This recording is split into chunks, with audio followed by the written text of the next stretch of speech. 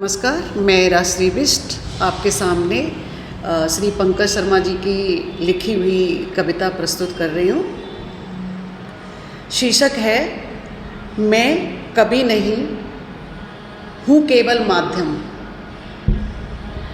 मैं कभी नहीं हूँ केवल माध्यम, मैं कभी नहीं हूँ केवल माध्यम। मैं नहीं रचता कविताएं, वे ही उतरती हैं मुझ में। जैसे कोई अदृश्य स्पर्श शब्दों के वस्त्र पहन मेरी चेतना में सजीव हो उठता हो।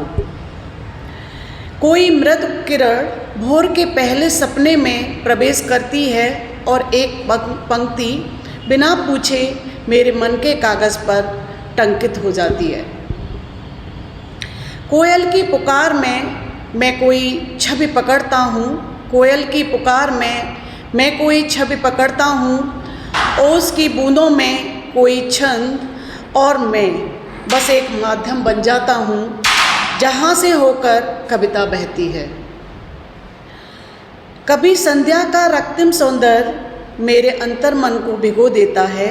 कभी संध्या का रक्तिम सौंदर्य मेरे अंतर मन को भिगो देता है और वही नमी शब्दों में निखर उठती है, कभी स्वर में कभी मौन में।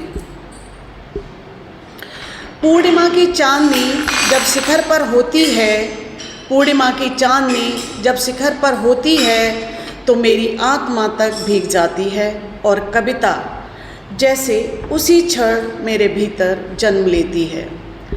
अमावस्या की नीरव रातें अक्सर ज़्यादा उपजाऊ होती हैं भावनाओं के लिए। अमावस्या की नीरव रातें अक्सर ज़्यादा उपजाऊ होती हैं भावनाओं के लिए। जब चारों ओर कुछ नहीं होता तब भीतर का सब कुछ बाहर आ जाता है, शब्द बनकर, सांस बनकर। कभी जब कोई पुरानी रचना पढ़ता हूँ तो लगता है यह तो मेरी नहीं, किसी और ने लिखवाई थी मुझसे। जैसे ब्रह्मांड ने क्षणभर के लिए मुझे केवल एक कलम बना दिया हो।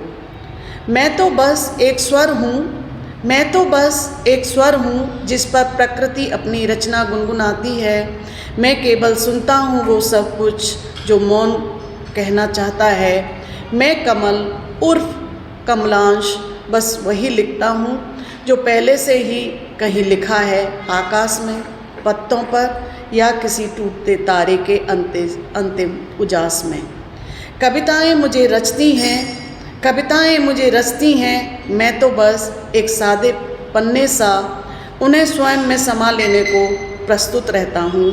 मैं तो बस उन्हें अपने में स्वयं में समा लेने को प्रस्तुत रहता हूँ। धन्यवाद।